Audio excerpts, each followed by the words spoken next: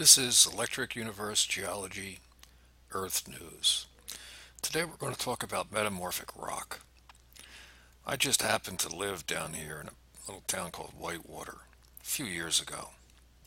And I go walking all through these areas. And I found it fascinating. There's beautiful mountains over here, San Jacinto, big mountains up here. The San Andreas Fault, the southern branch of the San Andreas Fault, runs right up to here. From this point to the west, it's referred to as the Banning Fault, but it's basically the same thing. So it's active tectonically. There are some things that could potentially move. And right about here, zoom in, I'd go walking and I'd see a difference between this formation and this formation.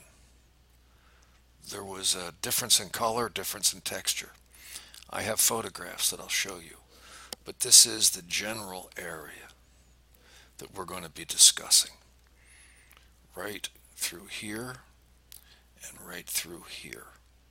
So let's go to the photographs now. This is that little valley to the east, the right-hand side of the map. This is a little valley to the west. You can see a real distinct difference between this, and then all the other little canyons up here that appear to be this color, not this color. This little canyon is not enclosed. There's a little bump here, but it doesn't really have a right-hand side. There's a left-hand side, like this, but there's nothing like this on the right-hand side or the east side to hold in plasma, which is what I think changed the color over here, but didn't change it here because there was nothing on the right to confine it as it was going towards the north. And I think that's the reason for all of these gray formations, which are high-grade metamorphic. I have pictures to show you what I'm talking about. This is the right-hand little canyon. You can see that it's sediment and that it actually trends towards the left and away from the camera. The same as the other canyon. The exact same trending, leaving me to believe that they're both sedimentary from the air, building back and up into the wind with conglomerate hitting the ground, growing where it's dry. This is up above the flood. This is the edge of the flood, probably towards the end of the accumulation process. As the water's receding, this area gets little tiny formations where the top of the mountain was dry longer, so it has much larger formations.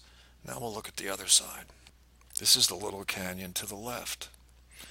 It has the same trending, the same hallmarks of sedimentary material in some sort of a duning process, but I don't think it was duning. I think it was more like a welded tough process, but in this case not welded, just tough, conglomerate, rocks and dirt accumulating with the wind coming towards us and from the left a little bit. This image shows the layers nicely. You can see that they're trending away. You can see that underneath of the darker area there's some lighter stuff where material's been removed, implying that it's light colored, just like the other area, underneath of the gray metamorphic material, high grade metamorphic, I might add. This is a friend of mine looking at the formation. He looks like he's really seeing something interesting. You can see the layers trending away, and you can see this area where there's a hole, and it looks like it's been fried with a torch, like an acetylene torch came along and heated it and melted it, along with the rest of the area that at one time was just sediment, but now it's high-grade metamorphic. This is that area that looks like it was heated with a blowtorch. You can see there's still layers going through. I have other pictures I'll show you with the layers. But something really wicked this way came. And I believe that it was concentrated as it entered that little canyon. And then as the canyon gets wider, it loses the concentration, the current density goes down. It's no longer metamorphic, it's just sedimentary again. And then when the canyon gets more narrow, it becomes metamorphic again, as if the plasma is being compressed and squeezed and getting hotter and more active and able to squeeze and heat more, producing this metamorphic rock in situ. I believe it has nothing to do with the fact that it's close to a fault, by the way. I don't think there was any squeezing involved with a fault.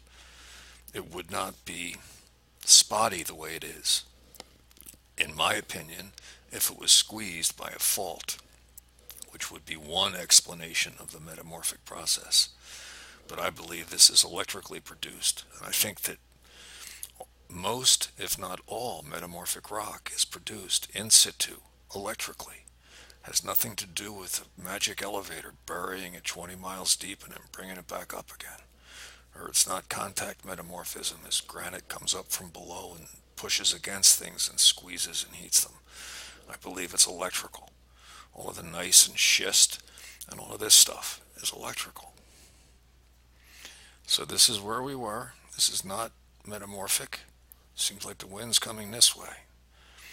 This is metamorphic. At the beginning of the canyon, not so much here, but here again it starts to become metamorphic again. And then all the way up this face of this mountain, you see the same process, as if a current was coming from the south, possibly southeast, moving in this direction, zapping the sediment into metamorphic rock, which again would never be considered by a geologist. It's just not an option that they would have in their toolkit. Thank you very much.